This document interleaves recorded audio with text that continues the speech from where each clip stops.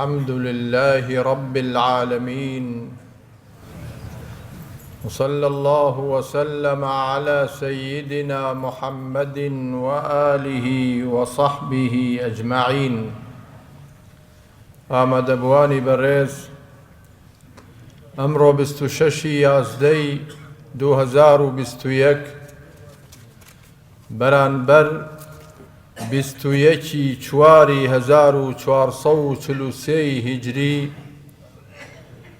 باسی چیرۆکی پێغەمبەران عەلەیهی السەڵات وەسسەلام ئەوەستێنین و باسێکی هەنووکەی و بێبارانی ئەمڕۆ ئینشەئەڵڵا عەرزتانەکەم وەکو پێشەکی و تەمهیدێک بۆ نوێژە بارانەیە ئینشەئەڵڵا لە ڕۆژی دووشەممە سەعات چارەکی بێ بۆ دوو ئامادەی بن ئینشەئەڵڵا. بێگومان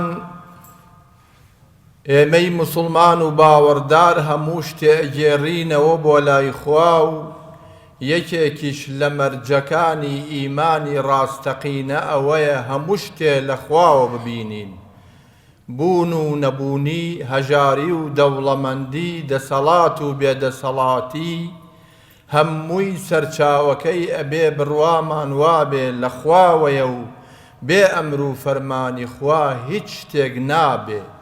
قەترێ باران لە ئاسمانەوە ناکەوێتە سەر زەوی، گەڵایەک لە دارەکان ناوەرێتە سەر زەوی ئیلا بە فەرمانی خوا نەبێ.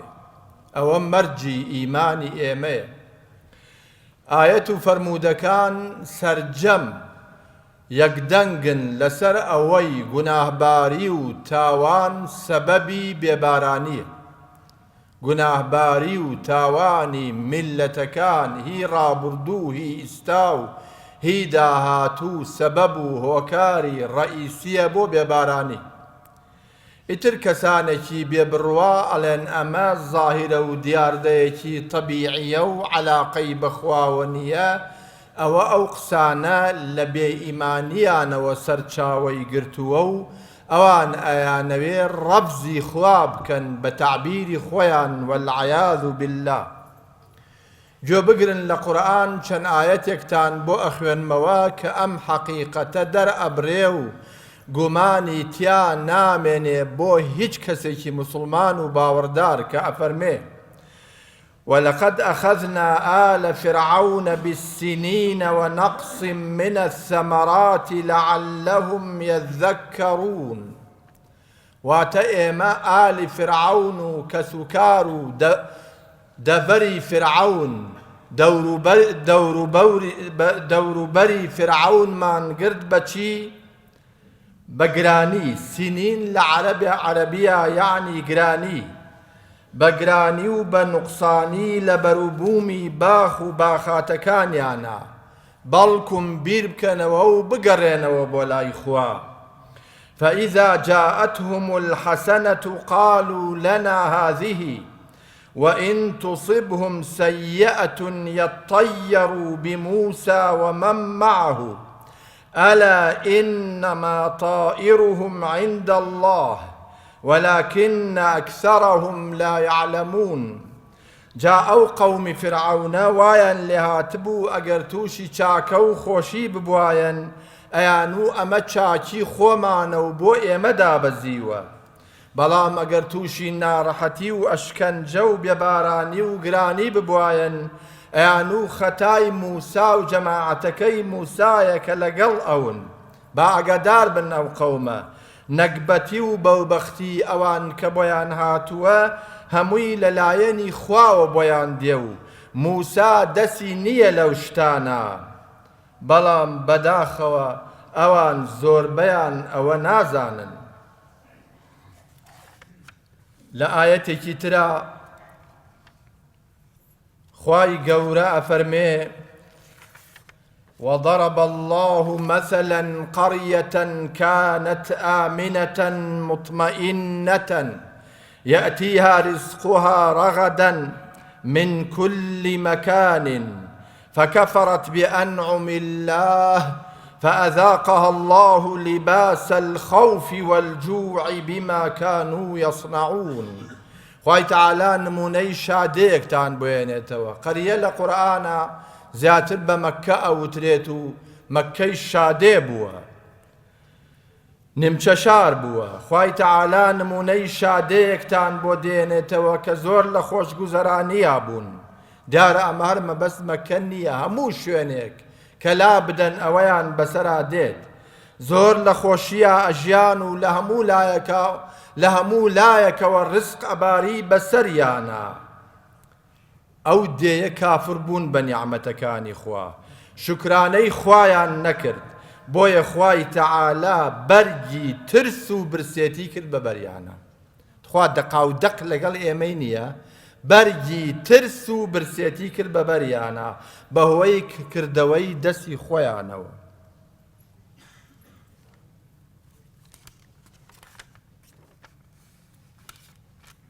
کەوا بوو بەڕاستی ئەم ئایەتانە بەڵگەن لەسەر ئەوەی کە ئێمەیش ئەگرێتەوە کە خوای تەعالا چیرۆکمان بۆ ئەگێڕێتەوە. فەقسوس القەسەسە لەعەلەهم یەتەفەکەڕون، بەڵکو بیر بکەنەوە، چیرۆکەکانیان بۆ بگێڕەوە، بەڵکو بیر بکەنەوە. با هەر کەسێ لە ئێمە بەراوردی خۆی بکات لەگەڵ ئەم حاڵەتە، تەماشای وڵاتی خۆمان بکەین چیمان بەسەر هات، بە تایبەت لەم فترەی بەناو ئازادی و حکوومەتی کوردیە چیمان کرد بە خۆمان. بەڵام دڵنیابین هێشتا زۆر لە خۆشیین کە خواگرتنی خراپ ئەمان گرێ. وإذا أردنا أن نهلك قرية أمرنا متر فيها ففسقوا فيها فحق عليها القول فدمرناها تدميرا. كاتك أمانوي ديك شاري ولاتي ويران كين خوا فرمي ئەمرەکەین بە ئەوانەی کە خۆشگوزەرانن، دەوڵەمەندن، دەسەڵاتدارن تایە، ئێمە ئەمریان پێکەین بە چاکە. ئەمەرنا مترەفیها یعنی بصالح الأعمال، ئەمریان پێ ئەەکەین چاکە بکەن، چونکی قەت خوا إن الله لا يأمر بالفحشاء، خوا ئەمر بە خراپە ناکە، ئەمرەکا بە چاکە.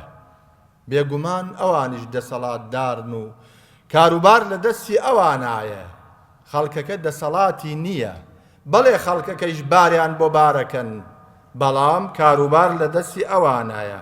فەفەسەقوا فیها، ئەوانیش فسق و فجور ئەکەن لەو دێیە لە وڵاتە. فحق عليها القول، ئیتر دوای ئەوە قەولی خوا کە بۆ دابەزینی عەزابە حەق ئەبێ لە سەریان، واتە واجب ئەبێ لە سەریان لەلایەنی خواوە. فدمرناها تدميرا. خاپور یەکەین تەواو.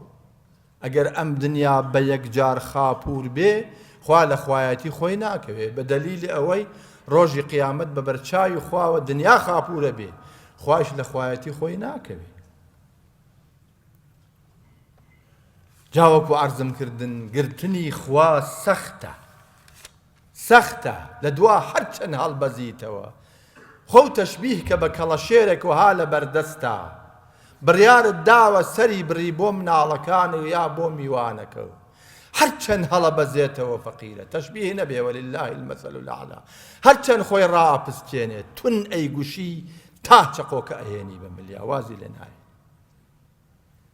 وكذلك أخذ ربك إذا أخذ القرى إن أخذه أليم شديد. هەروایە گرتنی خوا هەروایە کاتێک کە دێکان ئەگرێ، شارەکان ئەگرێ، شارستانیەتەکان ئەگرێ، بەڕاستی گرتنی خوا زۆر سەختە، زۆر تونوتیژە. کاتێک کە بڕیاری یا ڕەحمی هەڵگرێ لەسەر شوێنێ تەواو، ولا يخاف عقباها، نایشترسێ لە پاشە ڕۆژ. ئێستا هی وا هەیە شتێکە کاتاوانێکە کا کەسێکە کوژێ بەسە ترسێ لەلایەکۆ خەڵکی بۆ زیندوو بێتەوە، بەس خوا ناترسێ، خوایەتر نییە لێ بترسێ، وڵاتێتر نییە هی ئەو نەبێ و لێ بترسێ. ولا يخاف عقباها، لە پاشە ڕۆژی ئیشەکانی خۆی ناترسێ خوا. ئەمە چەند ئاەتێک وابزانم بەسمانە دەیان ئاەتی تر لە قورئانایە گوێ لەم چەند فەرموودەیش بگرن کە ئەفەرمێ إذا ظهر الزنا والربا بقوم فقد أحلوا بأنفسهم عذاب الله لمستدرك حاكم آية واتە هەر کاتێ ڕیبا و زینا لە قەومێکە دەرکەوت و ئاشکرا بوو ئەوە خۆیان بۆ خۆیان عەزابی خۆیان داباراندووە سەریان بەراوردی کە بزانە ڕیبا لە هیچ کاتێکا بە قەدەری ئێستا لە وڵاتی ئێمە بووە زینا لە هیچ کاتێکا بە قەدەری ئێستا لە وڵاتی ئێمە ئاشکرا بووە لە فەرموودەیەکی ترا گوێی لێ بگرن خوا بە دڵ من زۆر بە دڵ بۆم ئامادە کردوون وەڵاهی زۆرم مەبەستمە خۆشم تێبگەیم ئێوەش تێبگەین جا ئەگەر تێگەیشتین بەخوا ئەوە ئاواتی منە تێژ نەگەیشتین و گوێمان بۆ نەگرت دڵمان ڕۆیی بەلایەکی ترا هەر بیرمان بەوە بوو مامۆستا ئای وتارەکەی درێژ بۆ عالەمەی بێتاقەت کرد بەخوای استفادە لە وتارەکە ناکەی بزانە هاتووی بۆ توێشووی هەفتانە هەفتەی 20 دقە توێشوو وەرەگری با بێ بە نیو سەعاتیش قەی چێکە دڵی بەرێ دڵ سعدی لە مقەدیمەی گولستانەکەیە ئەڵێ پەندی سعدی بە گووشی جان بشنەو ڕەهچوونی نەست و مەرد باش بڕۆ پەندەکانی سعدی بە گوێی گیان بە گوێی گیان بە گوێی سەرنا بە گوێی دڵ ببیسە ئەمە ڕێگەکەیە مەردی چاک بە پیا بڕۆ مەردی چاک بە پیا بڕۆ ڕەهچوونی نەست و مەرد باش بڕۆ گوێ لەم فەرموودەیە بگرن یا معشەرە المهاجرین پێغەمبەر صلی الله علیه وسلم ڕۆ ئەکاتە معشەری مهاجرەکان بەڵام بێگومان لەو کەناڵەوە مەبەستی هەموو ئوممەتەکەیەتی کە ئێوەیشن خوایە بە ئوممەتی پێغەمبەر صلی الله علیه وسلم قبوڵمان کەی خوایە لە ڕۆژی قیامەتە پێغەمبەر دەرمان نەکا لەسەر حەوزی کەوسەر بەو ئوممەتە قبوڵمان کە فەرمێ ئەی کۆمەڵی مهاجرین خصال خمس يا خمسة إذا ابتليتم بهن ونزلت بكم وأعوذ بالله أن تدركوهن بينش خصلت هي أجر دا بزية لناوتان أجر أو بينش تدا بزية ناوتان أش فرمي بنا أجرم بخوا دا بزية ناو إيوه پەناکەی خوا کە بە پەنای گرتووە بەخوا قبوڵ بووە هی پێغەمبەر صلی الله علیه وسلم دا نەبەزیەوتە ناو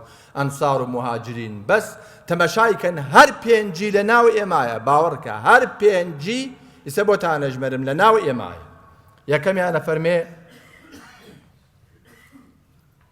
لم تظهر الفاحشة في قوم حتى يعلنوا بها إلا ظهرت فيهم الأوجاع التي لم تكن بأسلافهم يكم فاحشة ودامين بيسي لهج قومك بلاوناكا كإعلاني بكن جات خواوي إعلان لنا وباخا كان شرطي دارستان نايوري في الزبكة همشتك بين لنا وباخانا نايوري في الزبكة يتري إعلان شيء فاحشة لهج قومك بلاوناكا كإعلاني بكن إلا خواي تعالى دردو بلاي وايان بو أنيري لناو بيشيناني أوانا نبوة خود بيدي لي بكرو ولم ينقصوا المكيال إلا أخذوا بالسنين وشدة المؤون وجور السلطان هيج قومي ترازو چشانو بيوانا قزي ودزيتياناكن إلا خوايان قريبا قراني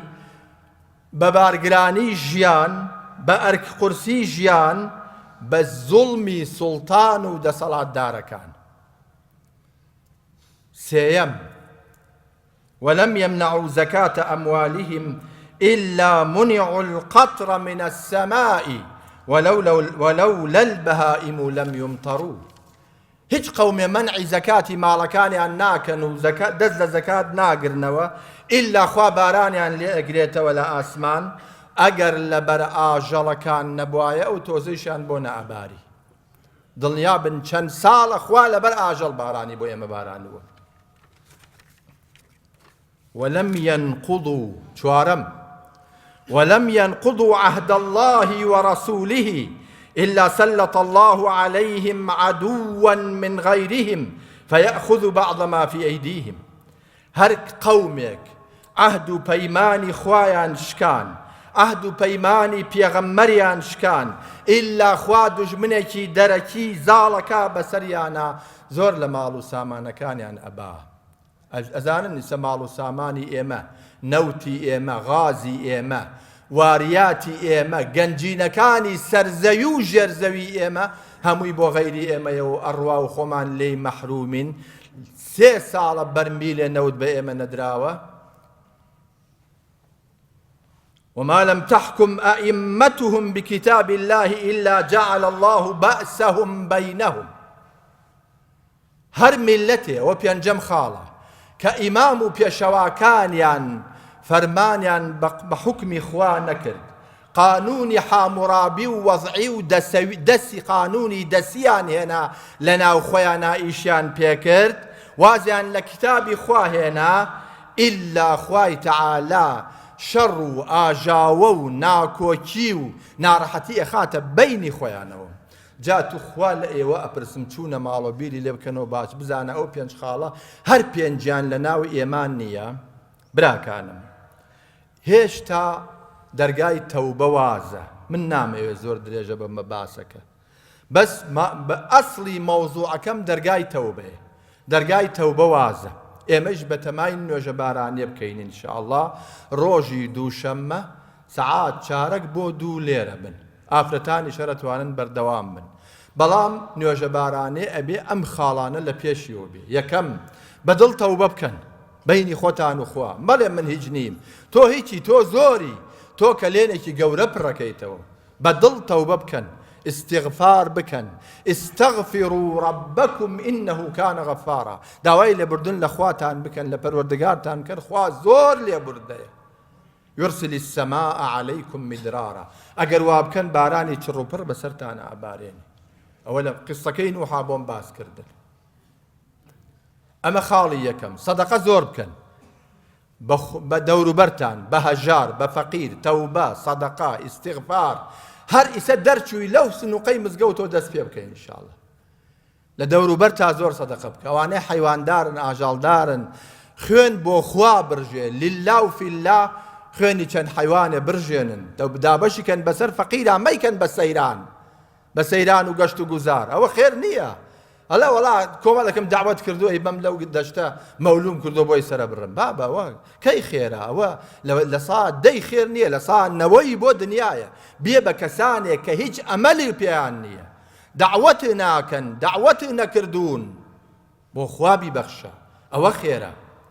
ئەمجا تەوبە و ئیستیغفار و مصالحەی ئەعدا، کێ ناکۆکە، کێ ناڕێکە، برا ئاشت بنەوە، برا مردن لە پێشمانە. وەڵاهی زۆر بە کوتوپڕیە خەمانەگرێ. با بە دڵی زیورۆ نەچینە ژێرگۆڕ لەگەڵ باوکمانە، لەگەڵ دایکمانە، لەگەڵ ئامۆزامانە، لەگەڵ پورزامانە، لەگەڵ دراوسێمانە. هەروەها لە مەزهەبی شافعی و مەزهەبی ئیمامی مالیکیشا سنەتە ئینسان بە ڕۆژوو بێ، یعنی ئیمام پێیانەڵێ. بەڵێ ئەمانە سنەتن، بەڵام وەکو واجبی لێ هاتووە ئینسان بە ڕۆژوو بێ بۆ نوێژە بارانی. من ناتوانم ڕۆژوو لەسەر ئێوە فەرز کەم، من ئیمامی زەمان نیم. ئەگەر ئیمامی زەمان ئەمرتان پێ بکا وەکو فەرزی لێ، بەڵام هیچ نەبێ بەلای کەمەوە ڕۆژی دووشەممە کە هاتی بە ڕۆژوو بە ئینشاءڵڵا. تو ئەگەر خوا کردی و بارانیش باری، شەرع فەرمێ نوێژە بارانێ بۆ احتیاجی بارانە، واتە هەتا محتاج بی بە ئاو، هەتا ئەگەر بارانیش بێ و کەم ئاو بین، هەر سنەتە نوێژە بارانێ بکەین. بارانیش بێ و ئاو زۆر بێ و ئاوەکە سوێر بێ، هەر سنەتە نوێژە بارانێ بکەین. واتە بۆ احتیاجیە نوێژە بارانە. بارانیش بوو پەڵەیشی دا ئینشاءڵڵا، پەڵەیشەدا هەر بێنەوە نوێژە بارانێکە ئەکەین، لێی پەشیمان مەبن ئینشاءڵڵا.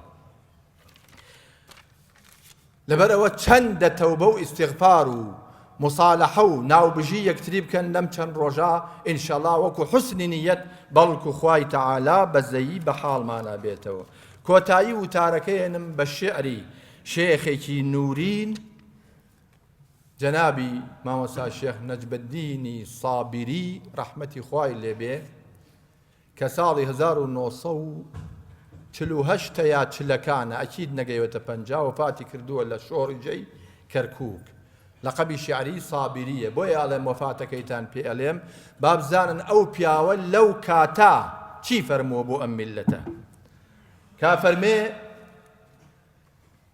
پاییزی پیری پەیا بوو نەوجەوانیمان نەما پاییزی پیری پەیا بوو نەوجەوانیمان نەما نەوبەهاری عەیش و نۆش و کامەرانیمان نەما ناخەڵەف بووین و ڕەوشتی باب و باپیرمان نەگرت خواشوناسی و ئیفتیخار و خانەدانیمان نەما ڕوو لە چۆڵی غەفڵەت و پشتمان لە کەعبەی مەقسەدە ئەی موسڵمانی نەکەڵکی ئاوەدانیمان نەما چونکە سجادەی پودەرمان خستە سەر جادەی عەدوو زەوقی دین و خوێندنی سەبع المەثانیمان نەما سەبع المەثانی مەبەستی فاتحایە نوێژە زەوقی دین و خوێندنی سەبع المەثانیمان نەما خاوەنی خەرمان و مێگەل بووین و ڕوتبە و ئیعتیبار ئیستەباشاری شوانی و ئاشەوانیمان نەما گاور و جوو واز لە دین و مەسلەکی خۆی نایەنێ دینی موسلیم وا لەبەر شێتی و نەزانیمان نەما دائیمەن دەرد و بەڵامان زۆر و بێبارانیە دائیمەن دەرد و بەڵامان زۆر و بێبارانیە مستحقمان بێ کە ئاوی حەوز و کانیمان نەما مستحقمان بێ کە ئاوی حەوز و کانیمان نەما ئابڕوومان وەک عەرەق ئەتکێتە جام و بادەوە حورمەتی دینمان بەقەد چای بەیانیمان نەما سابری فەقر و قەناعەت فەخرە بۆ دین پەروەران سەد شوکر وا مەرتەبەی دنیای فانیمان نەما یا رب العالمین تو ناوە جوانەکانێ یا الله و یا رەحمان و یا رەحیم یا حی و یا قەیوم یا سەمیع و یا قەریب و یا مجیب یا سەمیع و یا قەریب و یا مجیب یا سەمیع و یا قەریب و یا مجیب یا حی یا قەیوم يا ذا الجلال والإكرام يا ذا الجلال والإكرام يا ذا الجلال والإكرام يا ربي خوايا باراني برحمة من ببارين يا ربي بكردوي خمان من لقلنك اللهم اسقنا غيثا مغيثا هنيئا مريئا مريعا صحا عاما غدقا طبقا مجللا دائما إلى يوم الدين اللهم اسقنا الغيث ولا تجعلنا من القانطين يا ربي خواهي شفاي نخوشكان من بي خواهي شفاي نخوشكان من بي تایبەتەوانەی داوای دوعای خێریان کردووە خوایە مشکلەی وڵاتەکەمان حەلکەی خوایە نوەرەی هەرزانی و خۆشی و فەرحانی و شادیمان بێ یا ربی کەسانی چاک و پاک بکەیتە کار بەدەستمان خوایە کەسانی چاک و پاک و دین پەروەر بکەیتە کار بەدەستمان خوایە کەسانێ بکەیتە کار بەدەستمان دڵسۆز بن بە وڵات بە دینی بۆ وڵات بە واریاتی وڵات بە ئەخلاقی وڵات یا رب العالمین پیرەکانمان آخر خێرکەی خوایە گەنجەکانمان هیدایەت دەی ئافرەتەکانمان بە حەیا و حورمەتکەی خوایە دوعاکانمان قبول بکەی خوایە بە گوناهی خۆمانمان لەگەڵ نەکەی خوایە تەوبەمان لێ قبول بکەی خوایە تەوبەمان لێ قبول بکەی ئامین والحەمد لله رب العالمین